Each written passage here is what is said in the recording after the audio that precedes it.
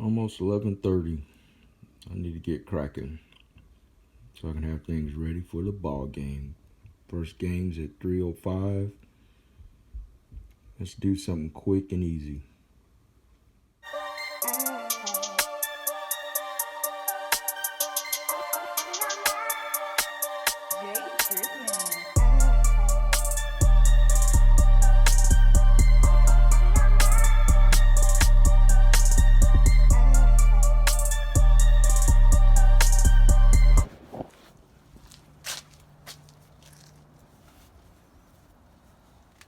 Alright, pull in. Before I insert this thing, I'm going to line the inside with some foil. That way the grease that rolls down, we can just pull it out instead of having to try to scrub it out of there. So let me go grab some foil and I'll be back. I'm going to try something I've never done before. I'm going to snap my fingers, or I'm going to clap. Oh, you know what? 1, 2, 3. Doing this so when the grease run off, it makes easy cleanup. That way I ain't got to sit here and try to scrape all that out. Just pull the foil up, mess is cleaned up. We got the Sear Daddy ready to go.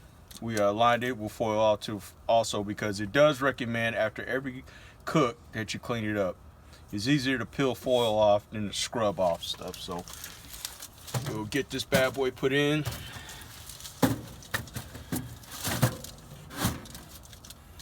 All right, now instead of putting just the grill grates, we're going to get the grill grates on.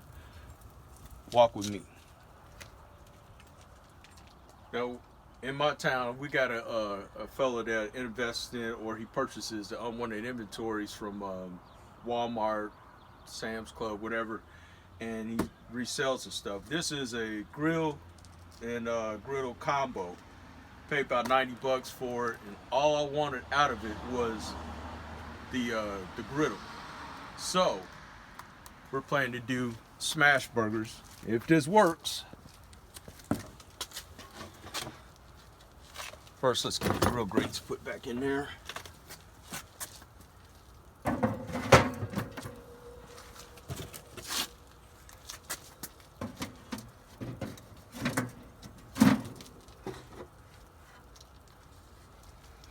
Alright folks, we're going through the seasoning process of the griddle.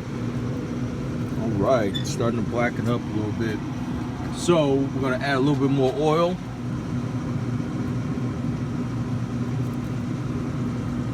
Yeah, look at that. What I'm going to do is coat this whole thing, man.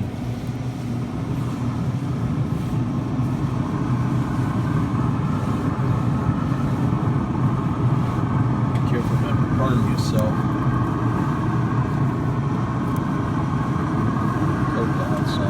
This whole thing black.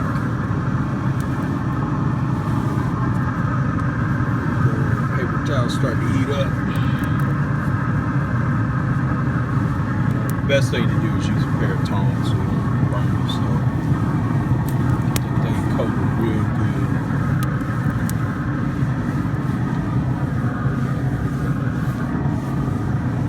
Got the cooker set at 450 right now. We're just gonna let it go so we get that whole thing black. We'll be back.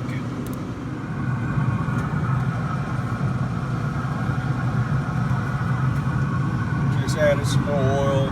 We're just getting it coated. You notice I turned the griddle around because there's a hot spot. We're just trying to get it evenly coated. So what I'm gonna do is I'm gonna turn it another, get the gloves on.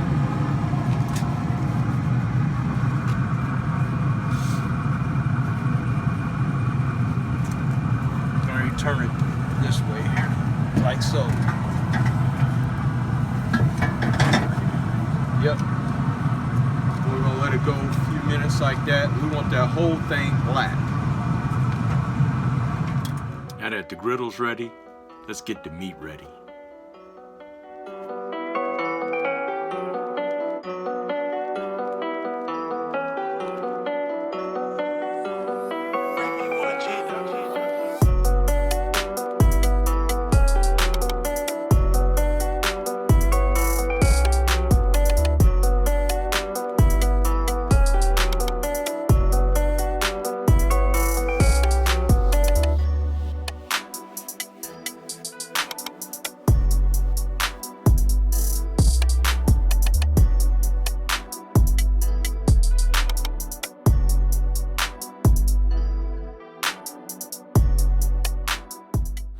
After working in all the seasoning, we're going to start prepping our burgers.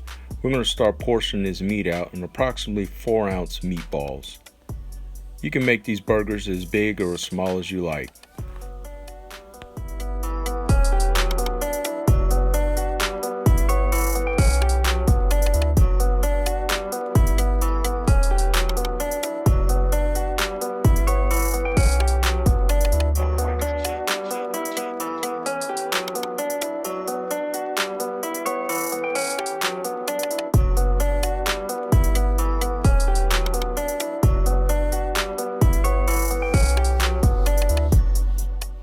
This Impossible meat is a plant-based substance. Though it's not real meat, I'm treating it like real meat. I'm giving it the business. So we're going to go through the same seasoning process as we did with the beef.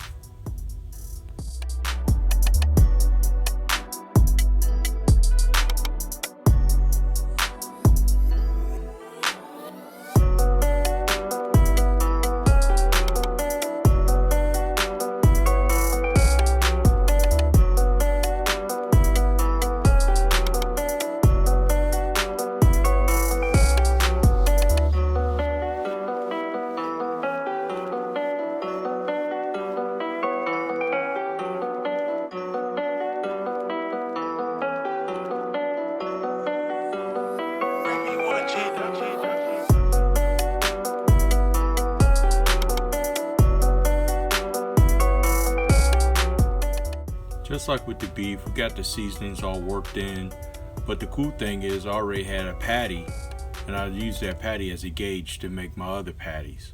So to take that 1 pound package and portion it out evenly, or have a pretty good estimate or guesstimate of the portion size, made it real cool.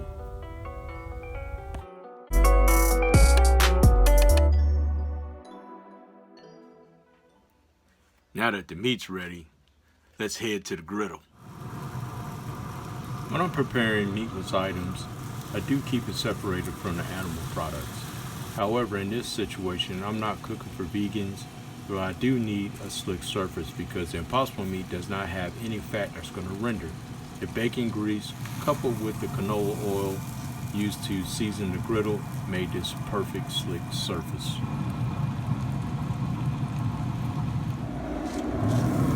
Right, here we are, the Impossible SmashBurgers with some smoked Gouda cheese melted on them. Looking awesome. I'm gonna get these off and we'll be back. Alright, hooking up the Impossible burger. Got some smoked Gouda on there. Did you do double up the patties? No. One patty, okay, cool. Got some avocado on there. And I made a What we got here? A little it's my rendition of mac sauce.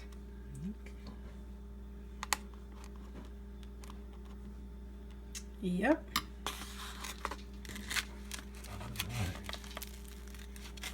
It's gonna go on just like that. The Impossible Smash Burger. Awesome. So check this out. This is a double smoked Gouda cheese smash burger. It's got onions, tomatoes, spicy pickles, lettuce, and I'm just straight up non-fancy, just a slather of mayo.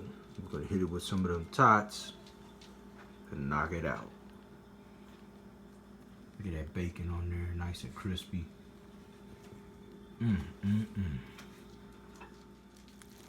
Yeah, smash that rascal down so we can get our mouth around it. Look at all that stuff. Ooh wee! Gotta get a bite. Was dangerously thrown right in the double coverage intended for Brown. Beating him into that. Empty plates speak for themselves. Fellow pit masters, let's keep them burning. Be sure to stay tuned for the next episode to see what we have fired up in the Brunswick, aka Big Tasty, and we wish you much success on your next cook.